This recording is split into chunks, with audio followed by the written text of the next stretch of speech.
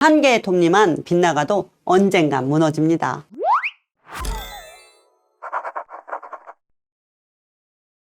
퇴근도 출근도 없이 일에 미쳐서 살던 37살에 저는 당시 정말 유감스럽게도 빚 10억이 생겼었고 자살의 문턱까지 갔었습니다. 그랬던 제가 어떻게 5년 만에 돈도 있고 시간도 있는 행복한 사업가가 될 수 있었을까요? 저는 이것을 정말 돌고 돌아서 40대 중반에서야 깨닫게 되었습니다. 하루라도 빨리 깨달으면 좋을 3가지 생각을 여러분께 공유드리고 싶습니다. 첫 번째는 생각 비우기에 대한 중요성입니다. 켈리, 내가 말해준 것처럼 목표도 크게 설정하고 학원도 하고 비전 보도도 하고 100번 쓰기도 하고 성공학 책에 나올 것 같은 것을 다 해봤는데 꿈이 안 이루어졌어요 하시는 분들 있으세요? 왜 안 될까요? 궁금해 하시는 분들을 위해서 제가 생각하는 원인들이 여러 개가 있지만 오늘은 그중 하나를 말씀드려 보겠습니다. 저희는 살면서 너무 많은 생각을 하고 살고 있습니다. 머릿속에 생각이 너무 많아서 생각을 안 하고 쉬고 싶은데 내 생각이 조절이 잘 안 되는 경험을 해보신 적이 있으신가요? 그 이유는 내가 원하든 원하지 않든 내 무의식에서는 3초마다 한 번씩 새로운 생각을 올리기 때문입니다. 여러분이 평소 유튜브를 보실 때 이 영상만 봐야지 했다가 알고리즘이 계속해서 새로운 영상을 추천해줘서 무의식적으로 다른 영상을 클릭한 적이 있지 않으십니까? 이처럼 저는 생각에도 알고리즘이 있다고 생각합니다. 이 생각 알고리즘이 너무 많은 생각을 보내서 내가 원하는 곳으로 가지 못하게 방해를 하는 거죠. 빚 10억이 생기고 그때부터 2년 동안 심각한 우울증에 빠져 집에 갇혀만 살았었습니다. 그러다 도저히 이렇게 살면 안 되겠다 깨닫고 생각을 비우는 연습을 하기 시작했습니다. 만약 여러분이 과거의 저처럼 현재 우울증이 있고 이런 힘든 상황에서는 꿈을 이룰 수 있다고 아무리 자기 암시를 해도 믿기지 않고 그냥 아무것도 하기 싫을 것입니다. 이럴 때는 먼저 과거에 좋았던 생각과 감정 그리고 안 좋았던 생각과 감정을 모두 비우셔야 합니다. 안 좋았던 생각뿐만 아니라 좋았던 기억도 감정도 함께 비우려고 하는 이유는 현재의 나의 상황과 한때 좋았던 나의 과거를 비교하는 마음을 없애기 위함입니다.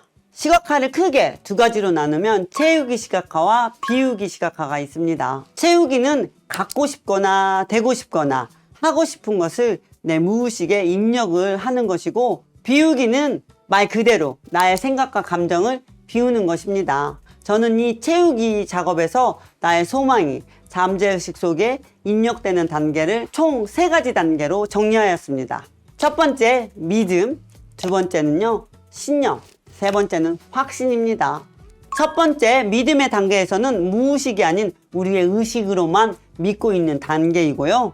신념은요 우리의 소망이 무의식에 뿌리 박히는 단계입니다. 그리고 나서 우리의 신념에서 더욱 강화되게 되면 마지막 단계인 확신이라는 것이 생깁니다. 확신의 단계에서는 될 것이다 안 될 것이다 하는 시시비비가 없어집니다. 완전히 한치의 의심도 없는 상태입니다. 많은 분들이 신념의 단계에서 확신의 단계로 넘어갈 때 많이 포기하는데 처음에 말했던 것처럼 내 의식에서 또 다른 생각들이 올라와서 방해하기 때문이죠. 또 어느샌가 내 잠재의식과 내 의식에서 원하는 것이 달라져 있습니다. 비우지 않으면 어떤 목표를 채워 넣어도 효과가 그렇게 크지 않습니다. 학원이나 시각화, 비전 보드 등등 채우기 작업만 열심히 하셨던 분들은 비우기도 꼭 같이 하셔야 더 큰 효과를 볼 수 있는 것을 기억해 주세요. 저는 머릿속에서 떠오르는 잡념들을 쓰레기통에 버리는 상상을 하기도 하고 머릿속에 생각이 완전히 비워질 때까지 종이에다가 떠오르는 모든 생각들을 적기도 합니다. 시각화 멤버십을 통해 더 자세한 방법을 알려드리고 있으니 소개란의 링크에서 참고해주세요. 2번째로 말씀드리고 싶은 것은 하루를 시작하기 전 하는 행동 습관입니다. 저는 30대에 광고회사를 창업했을 때 거의 20시간씩 일하며 엄청 바쁘게 살았었고요. 40대 켈리델리 창업 당시에도 마찬가지로 정말 엄청 바쁘게 살았었습니다. 그런데 광고회사를 운영할 때는 사업이 쫄딱 망했고 켈리델리를 운영할 때는 빠르게 성공할 수가 있었죠. 전자와 후자의 가장 중요한 차이점은 후자일 때는 아침에 일찍 일어났던 늦게 일어나던 엄청 바쁘든 말든 반드시 하루를 시작하기 전에 시각화를 하고 오늘의 우선순위를 정했다는 것입니다. 여기서 아침 시각화는 뭐냐면 오늘 하루를 미리 한번 살아보는 거예요. 눈을 감고 3분에서 10분 동안 오늘 아침에 일어나 잠이 들 때까지 나의 하루를 가장 이상적으로 흘러갈 때의 모습을 상상하는 것입니다. 첫 번째에서 소개했던 생각 비우기 습관으로 생각 알고리즘을 좋게 만들었다면 이제 매일매일 하루를 좋은 생각과 감정들로 채워넣는 것이죠.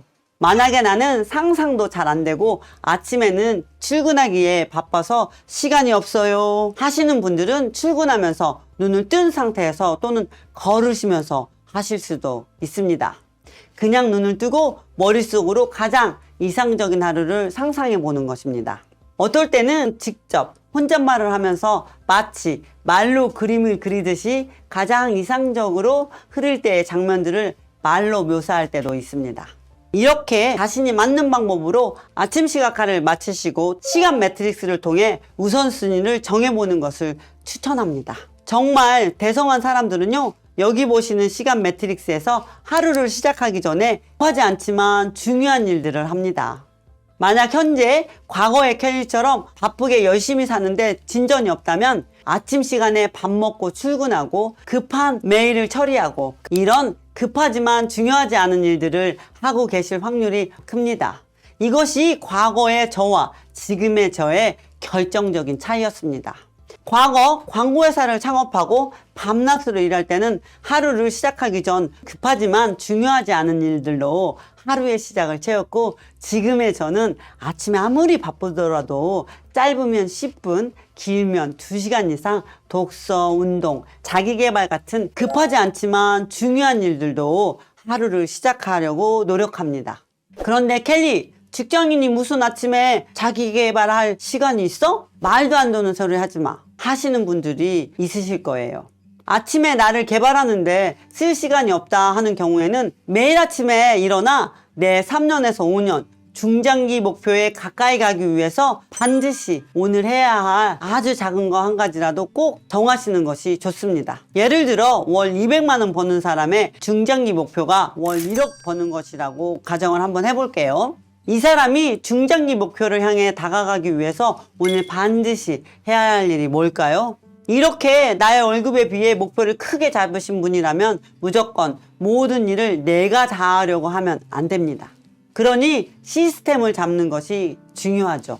그럼 내가 꼭 해야 할 일만 내가 하고 나머지는 내가 없이도 어떻게 돌아가게 위임을 할까 생각해 보는 것입니다. 예를 들어 직장에서는 내가 안 해도 되는 것이 엑셀 정리나 불필요한 자료 정리가 될 수도 있고 가정에서는 요리나 청소의 일부가 될 수도 있겠죠. 그럼 오늘은 이 중에서 한 가지만 내가 시스템을 만들어서 위임하는 일을 하겠다고 결단하는 것입니다. 세 번째는 성공한 타인들의 생각도 적용해 보는 것에 대한 중요성을 말씀드리고 싶어요. 여러분들은 대성한 사람들의 경험을 들을 때 어떤 생각이 드시나요?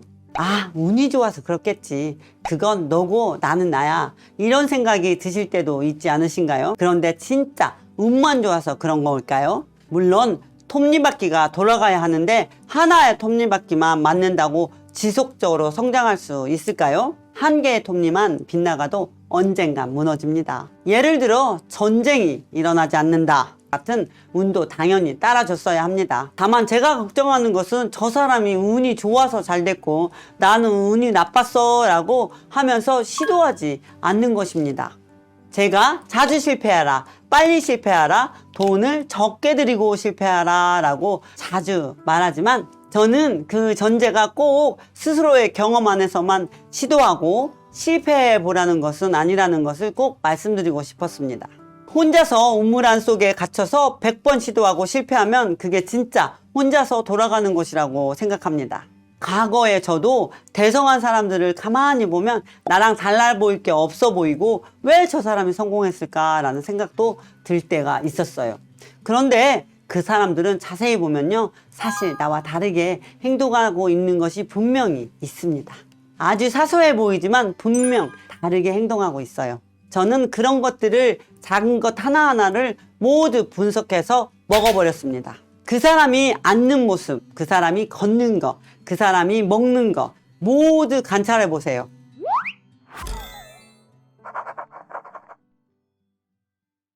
저를 구독해 주시는 분들을 보면 정말 상황이 어려우신 분들이 팔로우해 주시는 경우가 참 많아요.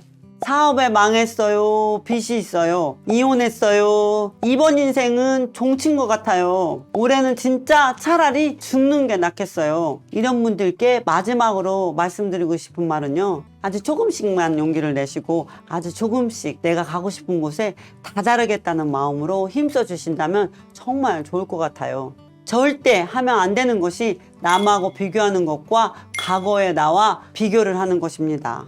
좋은 생각이든 나쁜 생각이든 어린아이처럼 순수한 마음이 생길 때까지 자꾸 생각과 감정을 비우는 연습을 해보시고 인생의 초점은 과거 말고 미래에 두셔야 합니다.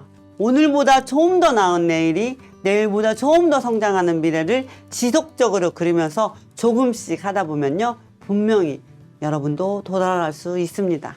여러분의 고민이나 생각을 서로 댓글창에 공유해 주세요. 케니스 여러분 너무 감사하고 사랑합니다. 안녕.